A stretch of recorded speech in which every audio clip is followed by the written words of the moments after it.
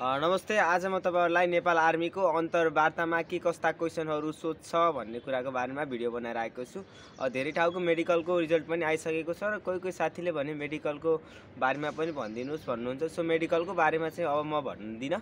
So old भिडियोहरु छ त्यहाँ गएर चेक गर्नु होला। तर अन्तर्वार्ताको भिडियो भने एकदमै इम्पोर्टेन्ट छ र अन्तर्वार्ताको भिडियो बनाउँछु। त्यसपछि सायदै म भिडियोहरु अफ गर्छु केही महिना अथवा केही हप्ताको लागि है। सो अब भने ढिलै नगरी भिडियोलाई सुरुवात गरौँ। च्यानलमा नयाँ हुन्छ भने गर्नुहोस् एक सब्स्क्राइब र नोटिफिकेसन बेललाई अन गर्नु होला ताकि मेरो भिडियो तपाईमा सबैभन्दा छिटो पुग्न सकोस्। ढिलै नगरी अब भने म भन्दैछु अन्तर्वार्ता दिन जाँदै हुनुहुन्छ भने कसरी जाने भनेर।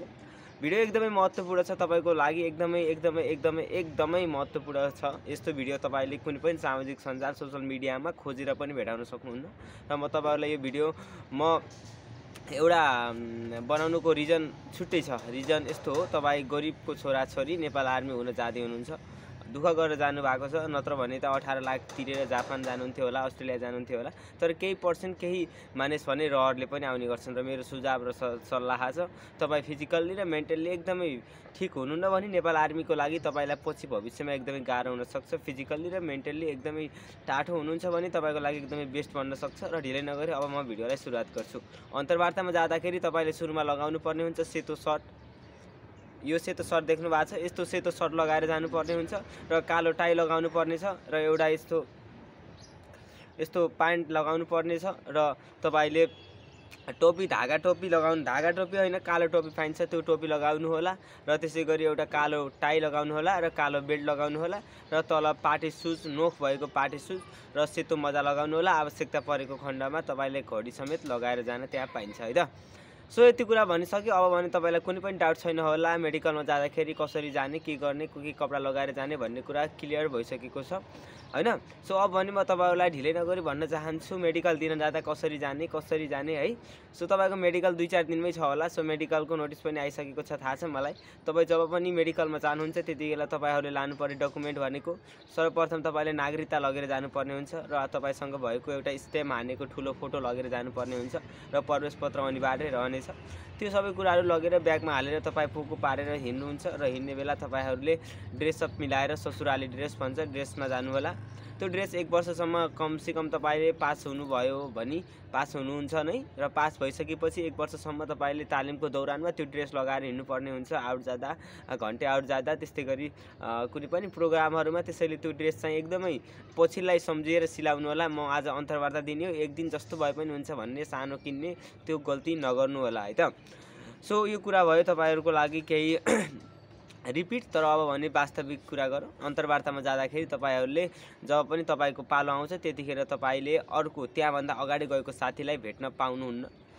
त्यो साथी यताबाट जान्छ, तपाई यताबाट इन हुनुहुन्छ र तपाईले त्यहाँनिर प्रवेशपत्र लगेर भनेको टाइममा तपाईको प्रवेशपत्रमा भएको सिन नम्बर अनुसार सिरियल नम्बर अनुसार तपाईहरु जानुहुन्छ र त्यहाँ गइसकेपछि तपाईहरुको पालो कुरेर बस्नुपर्ने हुन्छ लाइनमा है। अनि तपाई भित्र गइसकेपछि तपाईलाई पठाउँछ, पालो आउँछ, तपाई टक्क जानु होला र भित्र मे कम इन सर भन्न सक्नुहुन्छ, म भित्र आउन सक्छु भन्न सक्नुहुन्छ अनि जानु होला। त्यहाँनिर कुर्सी राखेको हुन्छ, 3 देखि 5-6 जना सरहरु बस्नु भएको हुन्छ। एकजना सर लोक सेवा आयोगबाट खटिनु भएको हुन्छ भने कुनै सर नेपाल आर्मीको सरहरु हुनुहुन्छ। यस्तै गरेर मिसिएर बस्नु भएको हुन्छ। त्यसैगरी तपाईहरुले त्यहाँनिर भित्र छिरिसकेपछि बस्ने बेलामा सर म बस्न सक्छु अथवा आफूलाई मन परेको भाषा सर बस्न मिल्छ, सर बसु म, यस्तै प्रश्न गर्नु होला।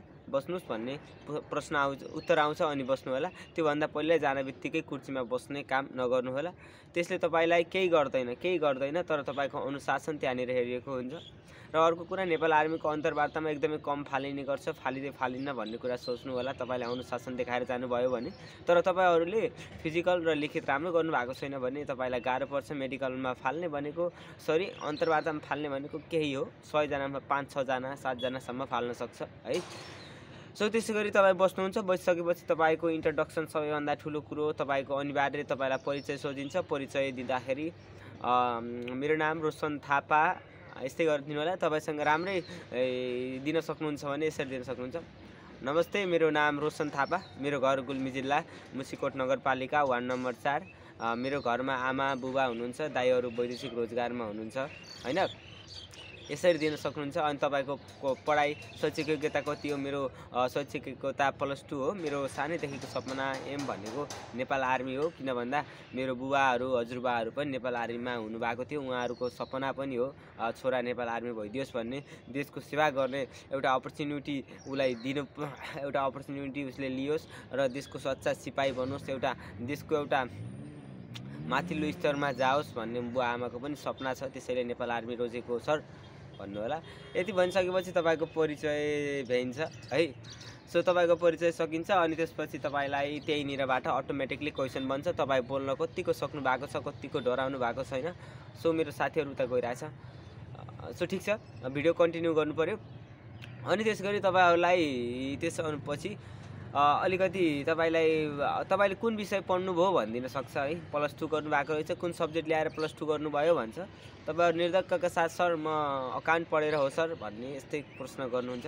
अनि त्यसपछि तपाईँहरूलाई अलिकति तपाईँ कस्तो हाउभाउमा जानुभएको छ, डराएर लुक लुक लुक लुक काम्नु भएको छ भने त्यही अनुसारको प्रश्नहरू हुन्छ। तपाईँले लोकसेवा आयोगमा मजाले 100मा 90 कटाउनु भएको छ भने त्यही अनुसारको क्वेसन सोधिदिन्छ। अनि तपाईँले फिजिकलमा राम्रै गर्नुभएको छ भने त्यही अनुसारको क्वेसन सोधिदिन्छ। फर इक्जाम्पल मेरो सायद लिखितमा राम्रो थियो, 85 ओभर थियो, त्यही भएर मलाई उस लोकसेवाको क्वेसन सोधिएको। म लोकसेवाको क्वेसन सायद मलाई 10वटा सोद्धाखेरि मिनिमम पनि 2वटा मिस गरेको थिएँ। सर यसको बारेमा मलाई आउँदैन भनेको थिएँ। अनि त्यसै गरी अरू साथीहरूलाई कसैलाई एउटा पनि क्वेसन नसोधेको पनि हो भन्नुहुन्थ्यो है, उहाँहरूले जान्नु होला। सो यति कुरा म सेयर गरेँ, तपाईँलाई एकदमै राम्रो हेल्पफुल भएको होला भन्ने आशा राखेको छु।